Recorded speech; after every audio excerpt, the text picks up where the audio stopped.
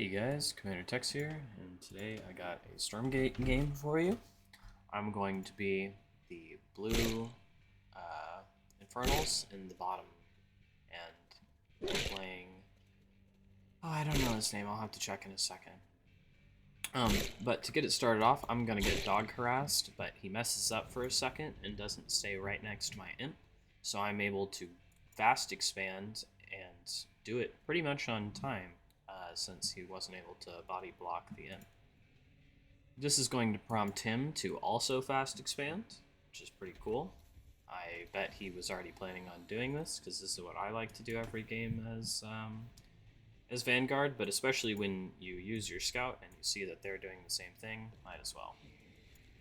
Gonna go ahead and throw down the Iron Vault and the Conclave. I've found that I like making these as far out as I can, like still make them on time, but I like to walk the imp away, because you're going to try and kill these resource camps immediately anyway, so the less walking time the units have, the better, and throughout the game, every unit's going to spawn out of these, so if you add like this much extra walking time for them getting into the fight, it ends up adding up. It doesn't matter as much on this map because you're going to be doing a bunch of drops, realistically, but still. So, fast expand goes up. Does he actually kill the imp? I wonder. Looks like he doesn't. Yeah, Fellhogs save it, the Brute splits, and the Bruteling and the Fiends are going to go look around. We're going to start clearing the creeps. Clear my first creep, and then go over to the Vision creep. He has already expanded again, which means he's going to have a ton of mining. One Fiend is going around looking at his base. I don't really see anything, but it's really hard to know how good the players you're playing are in the beta. You can assume that they're somewhat good because they're willing to play a beta for an RTS. But some of them have been terrible, and some of them have been like really good. So the fact that he had nothing in his base didn't really ring any alarm bells. So we're going to go ahead and try and get a surround on this Lancer. It doesn't really work. Just lose some Fiends for free. But one thing I really like doing is once they're fighting the creep camps, you attack them, and then the creep camp will help you, basically. In this situation, I just steal the creep camp from him, but it is fun to do in these low unit fights. Having a creep camp as like an ally really helps. So we're just playing some footsies back and forth. I still don't know about this base. I never even assumed he would have taken it so fast. It was crazy greedy, so I'm just chilling here right next to it, not doing anything about it. I'm taking my own third now, though. We're going to go ahead and kill this health creep. Okay, so the health creeps don't heal white health, just the normal health. That makes sense. I do think it keeps you from losing it, though. Okay, we've got two bases mining. Going on Twilight Spires. I have the Over Megamind, whatever the fuck this thing's called. It is the drop for Infernals, and I really like doing Gaunt drops. They're very, very good. But I also wanted to try using the Muta thing. I think it's called Spriggan. So we've got two drops. We're gonna go ahead and move out with these. He's over here killing the Vision camp and has all of his Exos and Lancers way out of position for this drop, which is going to come in and just immediately start slaughtering. You know, all of these guys are infested now, which means they're going to take damage over time. We're going to come in here and we're going to try and target down these Exos, because the Exos are really expensive, but they don't have any health. Much less health than a Lancer. So just infest them and kill some stuff. And once they die while infested, they become a Fiend, so as we're winning harder because there's more and more Fiends. Then we're just going to pick up everything in our dropships and fly away, because there's only two Exos, so they can't really do shit about it. Okay, we got a Fiend over here doing nothing, Brute over here doing nothing. Dropships are going to come back. We got two more dropships. Gonna go ahead and see if we can get a quad drop going here.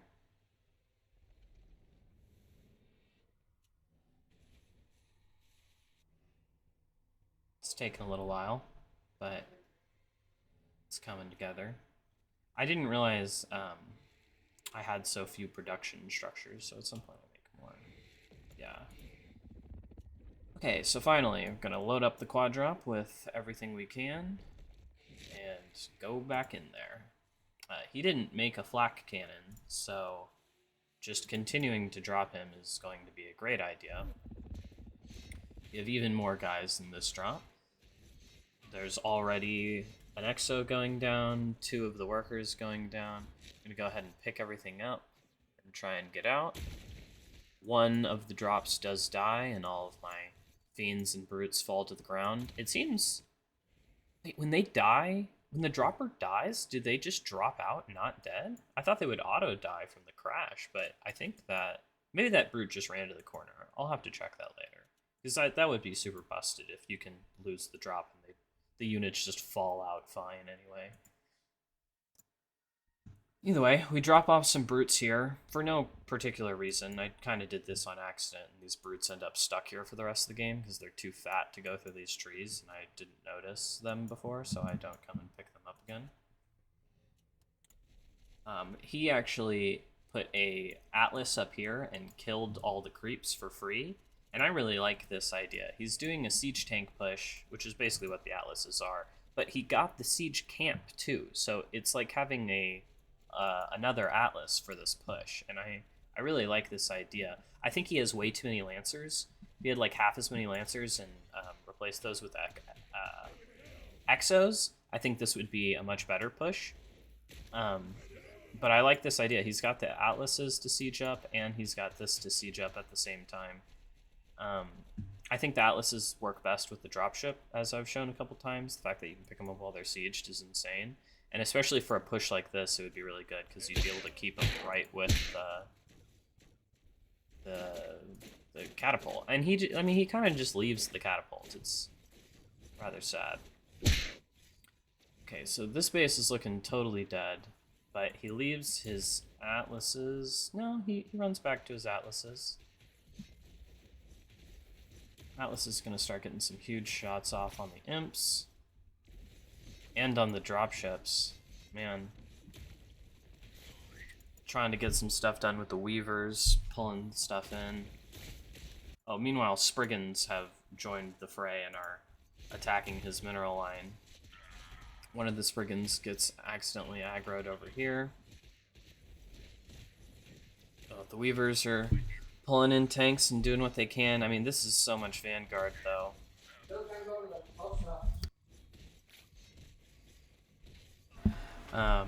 Looks like the weavers are finally going to go down. The Spriggans are doing good work in his mineral line, but looks like everything here is just going to die. Okay, Spriggans are going to town. The brutes are still stuck in the middle here. But this is where nothing matters, because I'm Infernals, and I have units that are Banelings. I have workers that are Banelings. So, despite the fact that he's winning really hard, he kept going into my base. So I just turn all of my workers into Banelings and attack him. Oh, I have some more workers over here? What if these workers were Banelings, huh? Wouldn't that be crazy? Oh no. Was that like 1,000 resources of units that died to 2 workers? Oh, that's really sad. They need to remove that. I don't know if they need to fully remove it, but they need to nerf it very hard, because the fact that the workers can kill the bio death ball is insane. Random Spriggan over here just dying, leveling up these exos. These Spriggans in the mains still putting in the work, though. This base really kept him going so hard. I was wondering how he was still in it for so long, but he's getting a lot of income from this base. We're getting a lot of income from this downward base, though, to be fair. Spriggans finally realized that there's more going on. I'm gonna go ahead and go over here and start working on the remaining workers. All the units have to go all the way around to try and fight them, and there's not even really that many exos. Okay, Spriggan's just gonna roll on out. I would rarely get a flak gun. The flak guns are super good versus these things. Some more of them are going to go into the main. The Spriggan Horde. The rest of our guys are all going to go attack this, while the Spriggans draw everything, the whole army to the main, even though only the Exos can shoot them. He's just going to F2 everything. Actually, killing those brutes was good for me, because now the Fiends are able to come out here and join the fight. Meanwhile, the Spriggans still just slaughtering the main.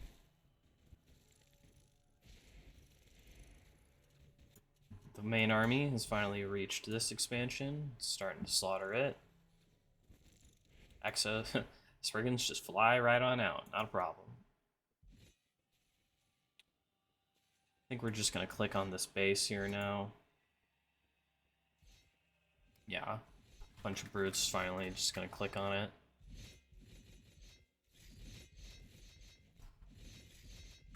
It's going to come and try and repair it, but it's not going to be in time. Spriggan's still rolling around. I think they got deflected by all of these Exos. And with that base kill, the brutes are just going to run home. Man, they are weird looking guys. Look at that. 2 heads. I only ever really look at the head on the right, but I guess they do have 2 of them. Either way, Spriggan's rolling back towards the main. The main bio ball is still intact and is going to come across the map now that literally like all the workers are dead everywhere. Okay, the main army is at the Vision Camp. We've got some Weavers in tow, Spriggans as well. It looks like my army can just straight up fight his. We're gonna drop the Shroud Flower, whatever it's called. And he's gonna kite away from it, which is good. We should probably go and back up to the Shroud Flower thing. Yeah, very nice. He's got his Atlases too. You really don't want to fight into those. Getting a little bit of a pre-spread here. The Atlases are going to start slaughtering. We get a yoink on the Atlases? No, we're just going to run away. Oh, these are breakable trees. Interesting. And retreat is always painful when you have Weavers. As you can see, they're it's pretty hard to keep them in line. But the brutes are able to come back and protect them for a little bit. Atlas shots still just ringing out, though. The Spriggans returning to the main base, their natural feeding ground. Some imps, some exploding imps are going to come out, blow up the whole army, because workers are the best unit in the game. And now that the Atlases are dead and the core is gone, just going to keep A-moving. All the brutes that just spawned are going to get turned into fiends and come over. The Spriggans from the main are going to get A-moved towards the army. And with the fiends from the just popped brutes finally catching up and getting us around, I think this army's finally going to go down. The Infernal Swarm finally gets us around and moves in. The one remaining Weaver taking his time getting over there. The Spriggans, who have been running the base for the past 10 minutes, continue to just clown on anything they can find. They do almost no damage, but they do have a little effect that slows down the attack speed of the opponent, which I don't think they need. Muta's, like, just their ability to harass is already really good. Are we still in the game? What's going on here? I don't think so. Yeah, he already left. And so there you go. I really liked his play. He made the third base really fast. I liked his idea of the Atlas push with the camp, but you gotta make a flak gun. As soon as you see Spriggans, as soon as you see any amount of Spriggans, really, I think you should make 1 flak gun per base, which is just one of these turrets and an exo in it. And then you basically don't need to worry about Spriggans. They'll just get wrecked. But yeah, hope y'all enjoyed, and I'll see you later.